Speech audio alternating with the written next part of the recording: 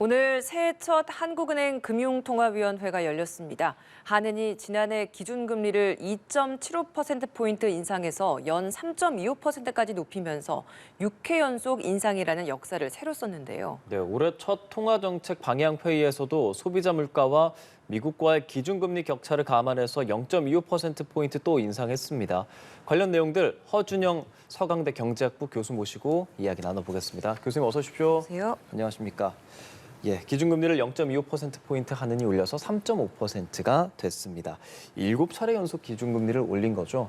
0.25%포인트 정도의 상승폭, 충분히 예상이 가능한 정도였었죠, 교수님? 네, 시장의 예상도 0.25였던 것 같고요. 지금 그래서 3.5가 됐는데요. 예. 이게 어느 정도로 높은 거냐 하면 가장 최근에 보면 2008년 12월에 4%였습니다. 근데 그 이후로 이제 금리가 계속 낮아져서 네. 4%대 금리가 한 적이 없는데요. 그 이후로는 지금 14년 1개월 만에 가장 높은 금리 수준인 3.5까지 올라왔다고 생각하시면 될 것 같습니다. 예. 기준금리가 0.25%포인트 올라서 이제 3.5%가 됐고 미국과는 금리 차가 그래서 다시 좀 줄어서 1%포인트가 됐단 말이죠. 이렇게 어쨌든 우리도 이번에 한 차례도 더 인상을 다 낸 것이 미국과의 기준금리 격차를 줄이겠다라는 목표도 있지 않았습니까?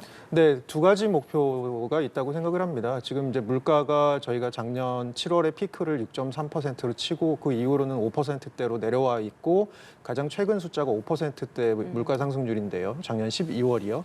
그럼에도 불구하고 한국은행이 생각하는 인플레이션의 목표치인 2%에는 아직도 한참 먼 숫자이고요. 네. 그래서 물가 안정을 강조하는 통화 정책을 하겠다라고 한 이제 이창용 총재의 말이 아마 이제 여기에 녹아 있는 것 같고요. 또 하나는 예. 방금 이제 앵커님께서 말씀 주신 대로 미국과의 금리 차이. 그래서 지금 이제 1%의 금리 차이가 나는데요.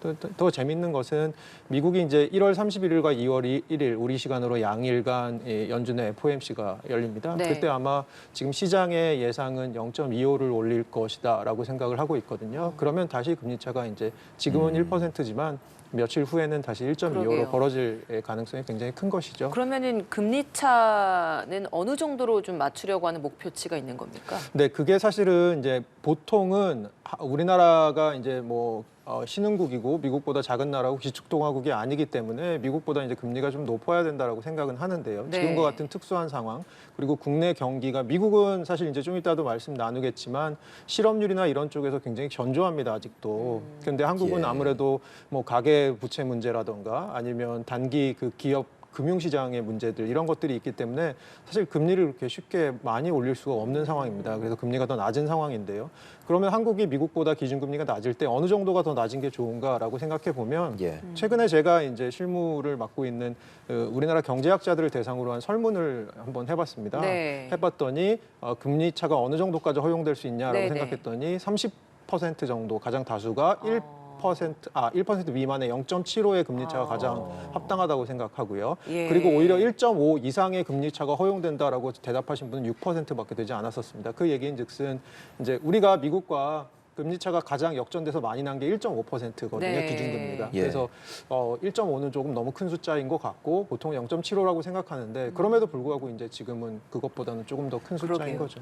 네. 예, 금리 인상이 그래서 이 사이클이 오르는 추세고 7차례 연속으로 올랐는데 최종적으로 지금 3.5%포인트에서 멈추거나 떨어질 것이냐 혹은 더 오를 것이냐에 대해서는 전문가들 사이에서도 조금 의견이 많은 것 같은데 지금 물가 상승률이나 그런 말씀하신 그런 부분들을 고려하면 또 인상이 어느 정도 예상이 되는 상황이기도 하거든요. 어떻습니까, 교수님? 네, 저는 사실은 이제 금리를 운용하는 두 가지, 지금과 같은 상황에서는 두 가지 방법이 있다고 생각하는 게 금리를 여기서 더 이상 올리지 않고 높은 수준으로 그대로 유지하는 방법이 하나가 있고요. 또 하나는 여기서 한 번 더 올리는 방법이 있을 것 같습니다.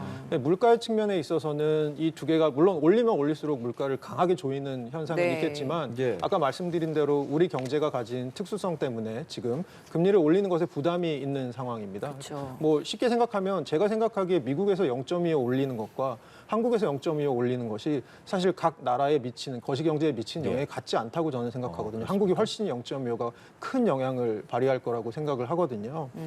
그런 측면에서 봤을 때는 제가 생각하기에 아주 중요한 것은 미국이 어느 정도까지 가져갈 것이냐가 지금 굉장히 중요한 이슈인 것 같습니다. 잠시 후에 저희가 말씀을 나누겠습니다만 미국의 지금 상황이 어쨌든 간에 인플레이션은 약간 호전되는 사인들이 나오고 있는 상황인데요. 그래도 지금 연준에서는 뭐 5.25 혹은 5.4를 얘기하는 연준 지금 의원들도 있습니다. 그래서 사실은 미국이 어느 정도 가져갈 것이냐. 예를 들어서 미국이 5.25까지 갔을 때 우리가 3.5에서 멈춰버리면 1.75입니다. 그러면 제가 아까 역사상 가장 말씀드린 높아지죠. 것에 따르면 훨씬 많은 차이가 나버리는 거죠. 그러니까 제 생각에는 그렇게 될 경우 연준이 5.25로 갈 거다 그러면 저희도 3.75까지는 적어도 가야 되지 않나라는 생각을 하고 있습니다. 네, 앞서서 이제 그 금리가 나라마다 미치는 영향은 다른데 우리나라가 특히나 더 크다라고 말씀하시는데 그게 좀 사실 가장 큰 이유가 우리나라 국민들의 가계부채 비율이 굉장히 높은 것이고 이게 또 부동산 시장과 또 연결이 되는 그 부분이 있는 거잖아요. 네. 이렇게 금리를 올린 상황이라면 지금 부동산 관련된 규제들이 좀 풀리면서 이 시장을 좀 다시 좀 살아나게 하려고 하는데 거기에 미치는 영향은 또 반대일 것 같아서요. 네, 이거 어떻게 좀 전망하십니까? 네, 지금 딱 정확한 지적을 해주셨는데요. 또 하나 근데 그 지적하신 것은 전 정확히 동의하는 부분이고요. 하나는 이제 또 눈여겨보아야 할 게 작년 하반기부터 이제 그 정부 쪽에서 이제 은행들의 좀 예금 그 금리를 너무 올리지 말아달라고 주문을 하기 그렇죠. 시작했죠. 그렇죠.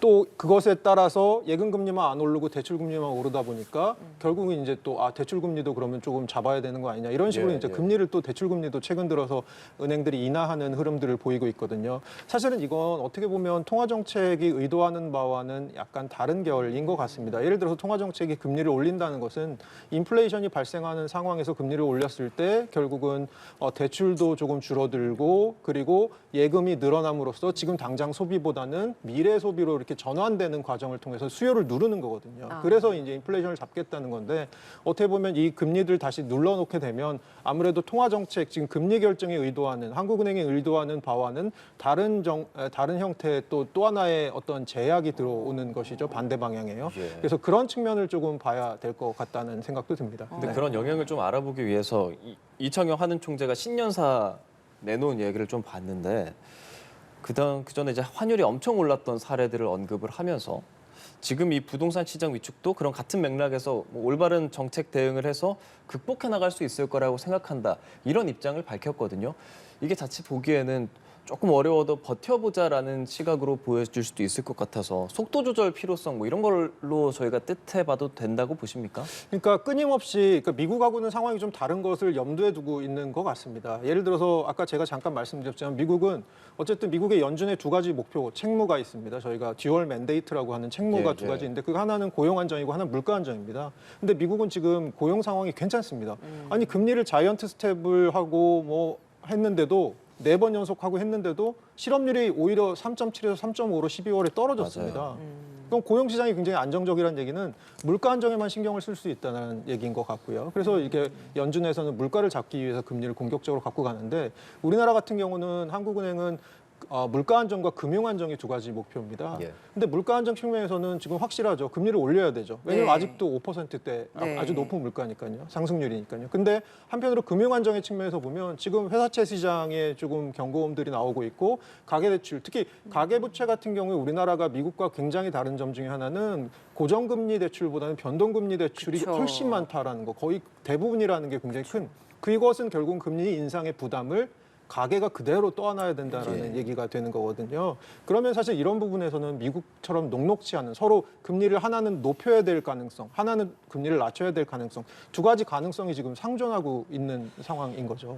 둘 다 뭐 한쪽에 다 집중을 해서 정책을 낼 수는 없을 것 같아서 금리를 올리는 게 불가피하다면 완충 작용을 할 수 있는 뭔가가 또 같이 병행이 돼야 될 것 같은데 그럼 그런 것들은 어떤 게 있는 건가요? 그 작년에 대표적으로 작년에 11월, 12월에 저희 회사채 시장의 문제가 뭐 레고랜드나 저희가 기억하는 흥국생명이나 이런 그렇죠. 쪽에 회사채 시장 문제가 생기니까 이제 그 금융위, 기재부, 한국은행 다 이렇게 들어가서 뭐 회사채도 사고 뭐 이런 식으로 이제 금리라는 아주 두루뭉술하고 큰 정책과 함께 이것은 지금 물가 때문에 올라가는 형국이니까 그러면 그 상황에서 벌어질 수 있는 여기저기 시장에서의 파열음들을 이제 조금 더 마이크로한 미시 수준에서의 대책으로 지금 계속해서 또 대응을 하고 있는 그런 상황인 거죠. 예, 말씀해주신 부분 미국의 상황을 살펴보지 않을 수 없을 것 같습니다. 물가 안정과 금융 안정 중에서 미국은 물가 안정에 조금 더 집중을 할 수 있다는 말씀해 주셨잖아요. 그러니까 금리를 올리는 게 인플레이션을 잡기 위한 거니까 소비자 물가 지수를 좀 살펴봐야 할 것 같거든요. 변화가 좀 있죠. 어떻습니까, 최근에? 네, 이번 달, 그러니까 12월에 소비자 물가 지수 상승률 나온 게 6.5%, 네. 그래서 그 전달 7.1%에 비해서 0.6%가 떨어졌고요. 더 놀라운 사실은 그 전달에 비해서, 이건 지금 연간 본 거고요. 예, 그 전달에 비해서 0.1%가 떨어졌습니다. 그러니까 이것은 사실은 코로나 초반인 2020년 5월 이후에 처음 있는 일이거든요. 소비자 물가 지수가 떨어진 것을 네. 월간으로 봤을 때. 그런 측면에서는 이제 물가가 하락하는 상승률이 꺾이고 있는 것은 확실히 보이고 있는 것 예. 같은데요. 저희가 이 중에서 또 조금 계절적인 변동성이 큰 식품과 에너지를 제외해서 보면 전달이 6.0이었는데 연간으로 봤을 때 12월이 5.7로 또 떨어졌습니다. 아. 네, 그래서 이 부분도 떨어지고는 있습니다만 여기서 조금 눈여겨보아야 할 것이 월간으로 비교를 해보면 10월에서 11월 넘어올 때 이 코어 물가지수 상승률이라고 하는 부분이 12월에서 11월 넘어올 때는 0.2 정도 올라갔었는데 11월에서 12월 갈 때는 0.3으로 오히려 월간 상승률은 약간 올라갔다라는 측면입니다. 그러니까 결국은 물가의 어느 부분이 지금 급격하게 오르고 있는지를 봐야 되는 것이죠. 그러니까 결국은 작년 6월 피크를 기점으로 에너지 가격은 떨어지고 있습니다. 원유 가격은 떨어지고 있고요. 이 부분이 지금 물가가 상승률이 좀 떨어지는데 굉장히 큰 역할을 하고 있는데 이것이 지금 어디로 불이 옮겨 붙었냐 하면 네. 인건비 비중이 높은 서비스 부분으로 지금 불이 옮겨 붙은 상황입니다. 그래서 저희가 흔히 생각하는 물가가 올라가니까 임금을 더 높여받아야 되고 임금을 더 높여받다 보니까 생산 비용이 상승해서 또 물가가 올라가는 이런 악순환이 벌어지는 임금 상승과 악순환이 벌어지는 부분이 바로 이 서비스 섹터 부분입니다. 그래서 이 부분 때문에 지금 코어 CPI 인플레이션은 그렇게 쉽게 잡히지 않는 것처럼 보이고 있습니다. 코어 CPI 인플레이션 말씀하신 게 변동성이 심한 에너지나 식품 부분을 제외한 근원 소비자 물가 지수라고 이해를 하면 되는 네, 거죠. 맞습니다. 네. 말씀하신 것처럼 원유가는 떨어졌는데 대신에 서비스 관련된 분야에서 인건비가 올랐기 때문에 물가 상승, 물가 하락세를 조금 막게 되는 그런 네. 요인이 되는 거잖아요. 네, 맞습니다. 그러면 지금 이렇게 6%대로 굉장히 뚝 떨어져 있는 이 상황이 일시적이라고 봐야 되는 건지, 이게 완전한 뭐 인플레이션 완화세로 접어들었다라고 보기에는 아직 어려운 건지, 이 부분은 어떻게 좀 보고 계신가요? 그러니까 첫째로 정점이 지났냐? 그럼 지난 것 같습니다. 두 번째로 그러면 앞으로 얼마나 빨리 내려갈 거냐? 그러면 이 임금발 쪽에서 인플레이션이 생기기 시작하면 조금 꼬리가 길어진다고 저희가 얘기를 하거든요. 그러니까 아주 이 코어 쪽이 빨리 내려가지는 않을 거다. 그게 지금 이제 연준에서 걱정하고 그러니까 있는 인건비는 부분이. 사실 뭐 떨어질 수 있는 요인이 크게 없는 거잖아요. 네네. 올라가면 그 당시 그게 또 새롭게 기준이 되는 거니까. 맞습니다. 예. 맞습니다. 그런 부분이 있기 때문에 사실은 이 내려가더라도 이 부분에서 지금 불이 옮겨 붙어서 인플레이션이 이쪽에서 지금 발생을 하고 있기 네. 때문에 이것들이 굉장히 빠른 시일 내에 내려갈 거라고 생각하기 좀 힘든 부분인 것 같습니다. 그리고 연준도 3, 6, 9, 12월 이렇게 네 달마다 그 그러니까 FOMC를 할 때마다 경제 전망치를 내놓거든요. 네. 근데 경제 전망치를 봐도 2023년은 이 에너지 가격이 떨어지는 것에서 오는 반사 이익도 있지만 한편으로는 이 임금발 인플레이션 쪽에 서비스 쪽에 지금 옮겨 붙은 것이 분명히 보이는 것 같다라는 어떤 그런 의견들을 반영하고 있는 전망치를 내놓고 있는 것 같습니다. 예, 그럼 조금 더 근본적으로 미국에서 금리 인상을 계속하고 있는데 노동 시장이 여전히 좀 과열 상태라고 볼 수 있잖아요. 이런 현상은 어떤 배경에서 나타나는 겁니까? 그게 굉장히 재밌는 부분인데요. 사실은 아직도 저희가 이해해야 될 분이 굉장히 많이 있는 것 같아요. 뭐 경제학자나 아니면 뭐 연준에 있는 사람들이 이해해야 될 것이 굉장히 많을 것 같은데 크게 보면 노동력이 부족하기 때문인 것 같습니다. 큰 이유는 코로나 때 저희가 대사직이라고 해서 그레이트 레지그네이션이라고 해서 일터를 관둔 사람이 한 200만 정도 됩니다. 네. 그리고 코로나로 인해서 한 100만 분 정도가 돌아가셨어요, 미국에서. 네. 그리고 이민이 코로나로 인해서 막 각국의 비자 발급이 안 되고 막 이러다 보니까 이민이 50만 정도 줄었습니다. 그래서 그렇게 줄어든 인력이 한 350만 정도라고 저희가 추산을 해볼 수 있고요.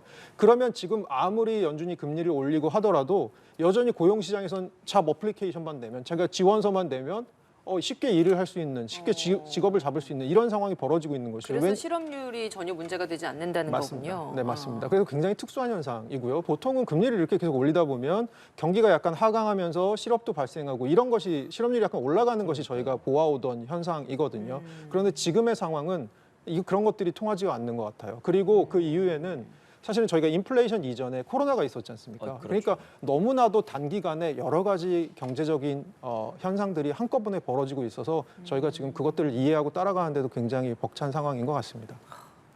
한국의 노동시장과의 차이에 있어서도 그러니까 한국에서의 기준금리 올림으로 인한 그런 변화들과 미국의 기준금리 올림으로 인한 변화들이 확실히 좀 다르다는 게 느껴지는 대목인데요. 네, 맞습니다. 그리고 한국도 사실은 노동시장이 뭐 작년 12월까지는 그렇게 나쁘지는 않았던 것으로 지금 나오고 있는데요. 근데 이제 금리가 계속 올라가다 보면 이것이 어느 순간에는 꺾일 수밖에 없겠죠. 그런데 이제 꺾인다면 미국보다는 한국이 조금 더 빨리 꺾일 가능성이 크다. 그 얘기인즉슨 미국보다는 금리 인상의 영향이 경제에 미치는 어떤 부정적인 영향, 금리 인상이 의도하는 그런 부정적인 영향들이 한국에 조금 더 빨리 도래할 가능성이 있다. 이런 것들을 생각해 볼 수 있죠. 예, 참 슈퍼 근원 CPI를 보라 뭐 이런 이야기는 어떤 이야기인지 근데 궁금합니다. 제가 아까 두 분께 말씀드린 그 얘기입니다. 뭐냐하면 에너지 가격은 지금 많이 떨어지고 있고 이것이 결국 산불은 원래 산등성이 쪽에서 났는데 그게 지금 딴 쪽으로 옮겨 붙은 겁니다. 그쪽은 다 불이 잔불밖에 안 남은 거고요. 그러면 그 딴 쪽에 어디에 옮겨 붙었냐? 그러면 인건비의 요소가 굉장히 강한 쪽에 옮겨 붙어 있는 게 그것이 바로 서비스 부분이고 그 서비스 부분만 보는 것도 정확하지 않다고 생각해서 네. 서비스 중에서 인건비가 좀 비중이 상대적으로 낮은 주거비를 제외하고 보자라는 게 초근원 CPI, 그래서 슈퍼코어 CPI라고 부르는 부분이고요. 연준의 지금 인사들이 이쪽을 계속해서 봐야 된다. 왜냐하면 지금은 노동시장과 임금이 어떻게 움직이는지를 보는 것이 인플레이션을 이해하는 데 가장 중요하다고 생각하기 때문이다라는 강조를 하고 있는 상황입니다. 예. 뭐 이제 미국이 금리를 어디까지 올릴 것인가, 그리고 올린다면 인상폭은 또 어느 정도로 할 것인가 우리한테 굉장히 중요한 요소일 것 같은데요. 어떻게 전망을 하십니까? 저는 5.25 아직도 저는 5.25라는 느낌이 좀 드는 게 아까 말씀드린 대로 연준에서는 어쨌든 간에 올 말까지는 금리 인하 생각하지 마라라고 시장에 계속 시그널을 주고 있고요. 그 상황에서 지금 약간 인플레이션이 임금발 인플레이션 쪽이 굉장히 강해지면서 이게 아까 앵커님 지적하신 대로 약간 꼬리가 길어질 가능성, 천천히 인플레이션이 하강할 가능성이 네. 있습니다. 근데 연준은 어쨌든 간에 2%의 인플레이션 목표치로 빨리 돌아가고자 하는 거거든요. 그러면 연준은 생각보다 시장이 생각하는 것보다는 조금 더 브레이크를 밟을 가능성이 있고요. 저는 그게 한 5.25 정도라고 생각하고 있습니다. 그런 연준의 태도가 미국 증시에 미치는 영향도 좀 궁금한데요. 네, 당연히 증시에 미치는 영향이 좋지 않죠. 저희가 보통 이제 경제학에서는 증시와 금리는 반대 방향으로 움직인다고 생각을 하는데요. 지금 이제 금리가 이렇게 올라가다 보니까 아무래도 주가가 계속해서 이제 빠지는 부분이 생길 수밖에 없고요. 예, 그런 부분은 뭐 있지만 시장이 제가 아까 잠깐 말씀드렸지만 시장이랑 연준이랑 약간 디커플링, 이격이 생기고 있습니다. 그게 뭐냐면 연준은 우리 계속 브레이크 밟겠다. 그렇죠. 꿈도 꾸지 마, 금리나 올해까지는. 근데 시장은 저러다 말겠지. 그렇죠. 저러다 기대가 말겠지. 지금 갖고 계속 그러고 있습니다. 니네가 미국 경제가 약간 경기 침체 가능성이 보이거나 인플레이션이 생각보다 빨리 잡히는 게 보이면 니네가 안 하나 봐라 라고 시장은 안 믿는 것 같아요. 그래서 시장에서는 주식시장이 또 재밌는 부분, 특징적인 부분이 모든 것을 선반영하고 있지 않습니까? 네. 그러니까 연준에서 조금이라도 금리 인하 혹은 금리 인상을 이제 종료할 것 같은 시그널이 보이면 주식시장은 그것을 선반영해서 좀 먼저 또 움직일 수 있겠죠. 그러면 그런 시장에서의 기대 심리가 계속 표출되는 것도 연준이나 이런 결정을 할 때도 어느 정도 완전히 배제하면서 또 결정을 내릴 수는 없는 요인이기도 하겠네요. 근데 그래서 오히려 파월 의장이 우리는 주식시장이 너무 올라가는 거 그렇게 좋지 않다라는 발언도 하고 이런 것이 시장이 안 믿으니까 어떻게 보면 한 이유는 시장이 안 믿으니까 시장한테 야 너네 안 믿었다가 큰일 날 거리라고 계속해서 시그널을 주는 건데요. 지금 서로 엇박이 조금 나고 있는 상황인 것 같습니다. 예, 어쨌든 미국도 우리나라도 금리 인상 기조는 올 한 해 동안 또 계속 이어질 것 같다는 전망해 주셨습니다. 허준영 서강대 경제학부 교수와 함께했습니다. 오늘 말씀 고맙습니다. 잘 들었습니다. 감사합니다.